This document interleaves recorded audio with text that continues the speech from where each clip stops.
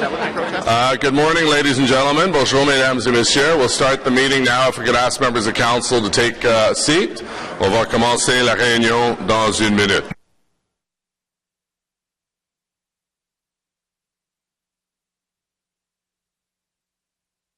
If anyone would like to speak to any item that's on the agenda, if they could just sign up at the table just beside the door, we'd be happy to hear from you. Declarations of interest, déclaration d'intérêt, confirmation of minutes 13, the 1st of February 2016, procès verbal, huis clos le 1er février 2016, confidential minutes 14, 8th of February 2016, and minutes 1st of March, procès verbal 15 mars 2016. Carried. Communications as presented. City Manager's Office, Bureau du Directeur Général, City Clerk and Solicitor Department, Service de Greffier Municipal et Chef. Appointments to the Westboro Improvement Area Board of Management. Nomination au Conseil de gestion de la zone d'amélioration de commerciale de Westboro.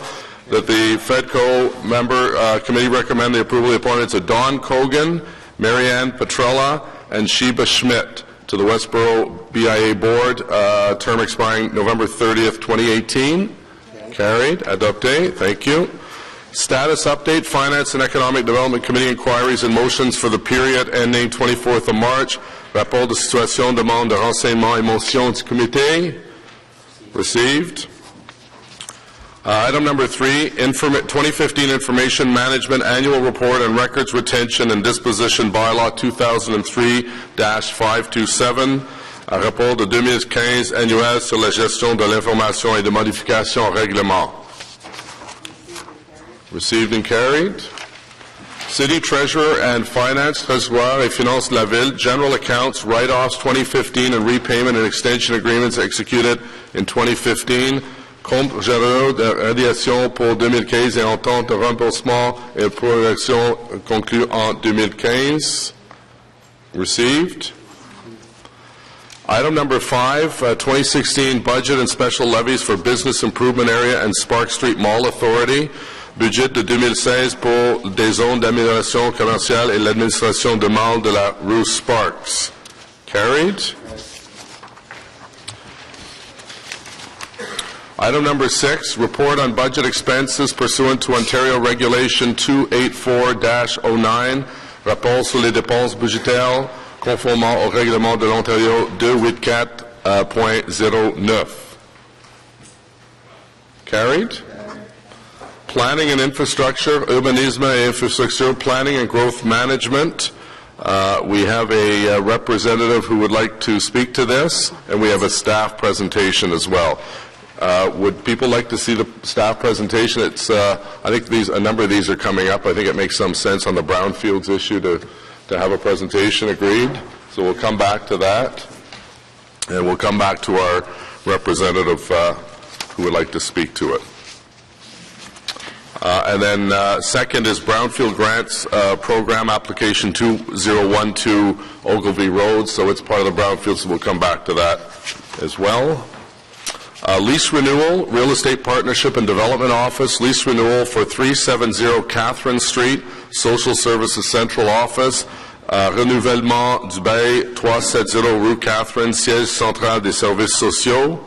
Carried.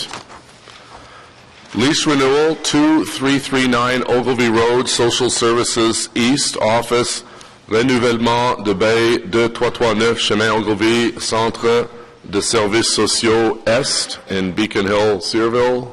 Carried. Expropriation of lands, Main Street renewal, expropriation de terrain, réflexion de la rue Main. Carried. Councillor Chernyshenko. Okay with that. Item number 12, a waiver of former owner's right under Section 42 of the Expropriations Act to purchase a portion of 1150 Rainbow Street and to declare the subject lands as surplus to the city needs. Suppression du droit de l'ancien propriétaire d'acheter en vertu de l'article 42 de la loi sur l'expropriation in Beacon Hill, Searville as well. Carried. Councillors' items, article des conseillers, Councillor Jean Cloutier is with us, I believe. And we have item number 13, Canterbury Community Outdoor Covered Refrigerated Rink Facility and Special Area Levy. We have someone to speak to that, so we'll come back to that. Mr. Mayor, I think they're speaking in support, so if the committee would like to address the issue now, okay. perhaps they don't need to speak if the committee chooses to carry that. Yep. Do people have questions on the item? I know Councillor Cloutier has worked very hard on this, and I did want to take a moment to thank him and the Community Association. This is a very innovative way of getting a great community facility much faster than would normally be the case, and I want to commend the councillor for putting it on the agenda. I know that he's had great public consultation in the community, and we have everyone here that I have, Sherry Massey-Smith, as well as I believe 6 or 7 letters of support, are all in support of the recommendation. So with consideration of committee, carried. Thank you. Congratulations. Félicitations. Thank you very much for coming out in such good numbers. And we'll go back to the next item. Mr. Mayor, I just recorded. I dissented on that. I just want you to record it. Oh, sorry. Councillor Moffat wishes to dissent on the item. I don't want to catch you playing hockey at that arena then, okay? So we'll go back to the item where we have a presentation from staff, planning and growth development. This is the brownfields issue. Mr. Moser is here to present.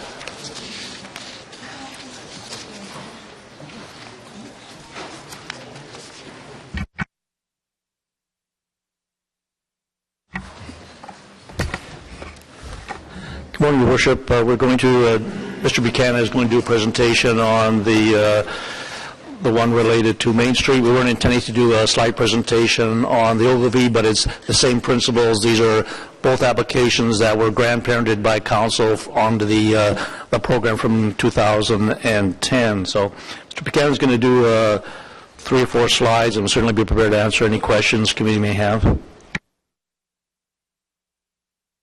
Thank you, John. My name is Richard Buchanan. I'm the Brownfields Coordinator.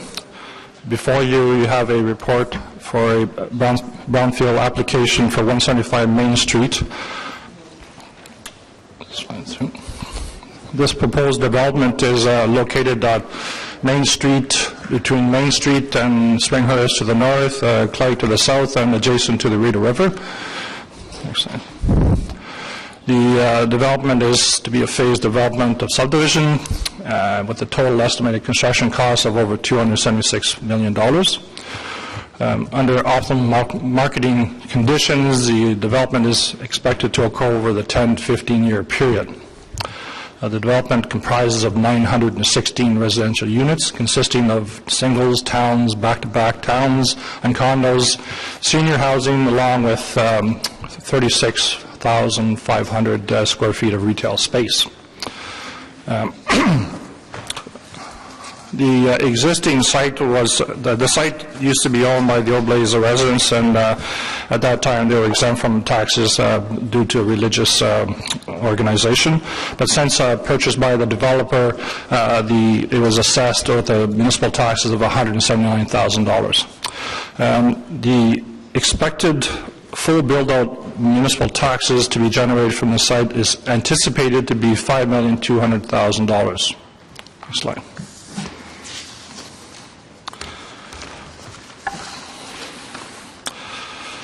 The site has been found to be contaminated with off-site fill, which took place somewhere between 1902 to 1922.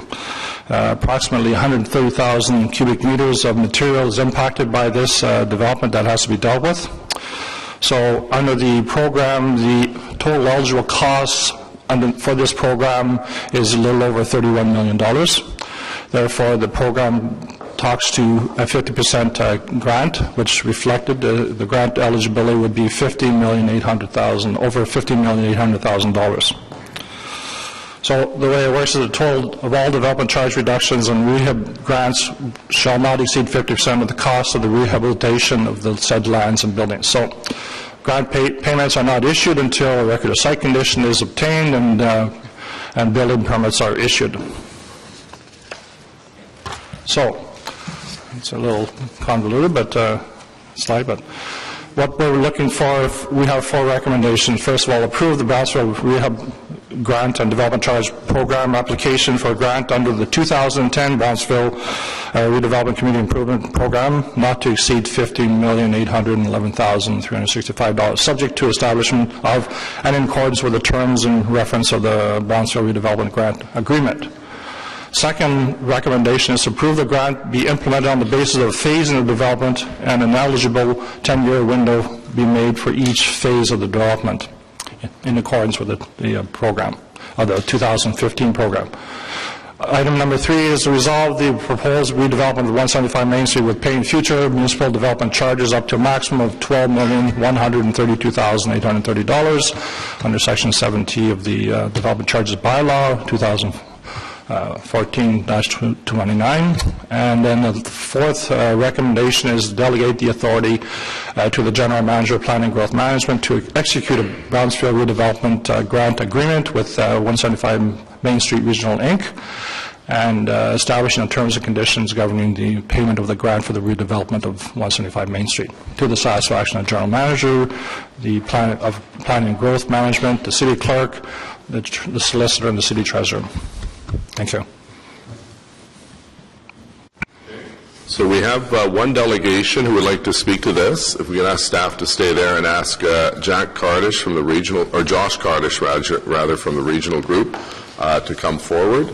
And there's a spot right there. It says public delegations. And you have 5 minutes. So welcome. Bienvenue. If it pleases your worship, really we just came to support staff today. There. Just turn your mic on. There we go.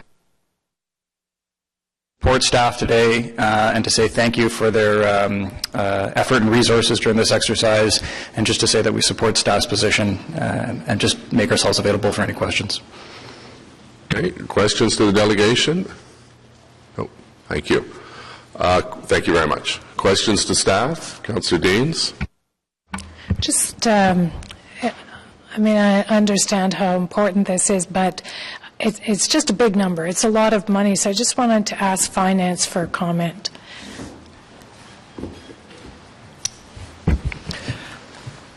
While it is a big number, it actually will be expensed over a large period of time, because they're not going to come in and take out their building permits all in one application. They'll be taking them out over probably maybe even as much as 5 to 10 year period. So you're approving the expense right now, and we set it up as a liability, but you have already provided in the budget, you have provided the additional dollars to reimburse the development charge piece of it, so that will happen. And the other part of it is the incremental taxes. So you're giving back the taxes for up to a 10-year period to help with this application as well. So you're not getting those taxes now. So while it looks like a big cost, it's actually it's revenue neutral from our perspective. You're going to get in the same amount of taxes over that time period as you are today. But additional taxes being generated go to assist the developer in covering, and I think we're covering 50% of the costs in this case. Yes. Is this the largest single approval we've done under this program to date? It is, but I do believe we might have another one coming that might be even larger. So when we approved the new policy a few months back, there were a number of properties that were grandmothered so that they could continue to receive the benefits under the old program. And there are a couple of other large sites that I understand were part of that process. Thank you. Questions. One, with respect to, is there any ability for us, I know not for this one, but on a go-forward basis to require a certain percentage of the units to be affordable housing? Because my understanding is this particular project has no affordable housing units, and yet we're providing a significant benefit. Do we have any legal authority, Mr. Moser, to, in the future, ensure that there's a certain percentage of the units that are affordable if a company is going to get this significant advantage? I wish I certainly deferred to the city solicitor, but when we did the revised program, we didn't look at it on that being one of the criteria. I know the official plan does speak to a certain number of units that have to be set aside in a development for affordable housing, but I don't think there would be anything that would hold us back from a legislative point of view to be able to consider that. Well, maybe what I can do is, with the concurrence of committee, ask through direction to staff that they come back with what options are available, because we know we're going to have a significant request on the LeBreton site, and we'd like to, at the very least, see a certain percentage of the units who are going to benefit from the decontamination of the site to be affordable units. So could we take that as direction to staff? Thank you. I believe Councillor Chernyshenko has a statement. Thank you very much. But to address your last point, Mr. Mayor, in fact, there is an intention for there to be some affordable housing on this site, not by mandatory decree, if you will, or requirement, but rather the developer has been working with some affordable housing development organizations in the city, and although we don't have the specifics at this moment, there should be a fairly significant number on the site. Not that I would want to stand in the way of that being a compulsory or standard process, but I'm glad to say there will be here. I just want to sum up on this. Why am I supportive of this? I guess we have to compare giving a brownfields redevelopment grant versus not giving one, and what the likely outcome would be there. As we have seen in a number of sites in the city, contaminated sites where there is no type of government support for their cleanup tend to sit idle for decades, if not generations. The simple fact is that it's not the potential developers who did the contaminating, but by acquiring the land, they would become liable. And it's only through techniques such as this that we as a city or other levels of government are able to get a private sector partner willing to make this kind of investment in the redevelopment, particularly of central parts of the city, former industrial or areas where practices in the past were quite different, and the dumping of burned coal out of the furnace and tossing it on the back 40 or on the slopes down to the Rideau River was considered normal practice. And it's now that we shake our heads and say, how could that ever have happened? But the fact is that someone who wants to do something with land like this does have to clean it up. So really what we're saying is if we were not to offer these kinds of incentives, we're likely not to see this very major investment, the jobs that come with it, the revitalization of a whole half of a significant Main Street, in this case actually Main Street. And so in the words of one resident who corresponded with me who called it corporate welfare, I don't actually see it that way. I do see it as a partnership to deal with contaminated lands that might not otherwise have seen anything happen, and it would have stayed in a fallow state, and bad pun, maybe foul state for a long time to come. Thank you. I think a good example can be found in Councillor Eglai's ward on Hunt Club, where there is this massive growth of new businesses creating literally hundreds of jobs that would have otherwise remained a vacant lot filled with contaminants. So I'm not questioning the wisdom of this program. I think it's a very progressive program, and I think it does create jobs, and it helps the private sector create those jobs. I just think, there's always a definition of what is affordable housing. It's, is to someone $250,000 is not affordable. To others, it is. So we want to make sure that when we're being generous with tax dollars, we also ask the private sector to be equally generous in terms of helping those people looking for that first affordable housing unit. So thus the direction to staff. So thank you to the delegation and to staff for the good work on the report. Carried. Adopté. In-camera items, we have none. Information previously distributed, information distribuée auparavant, report on the delegated authority during 2015 by the Public Works Department as set out in Schedule B, City Operations Portfolio Bylaw 2013, Utility Contracts Rapport sur l'utilisation de la délégation de pouvoir en 2015.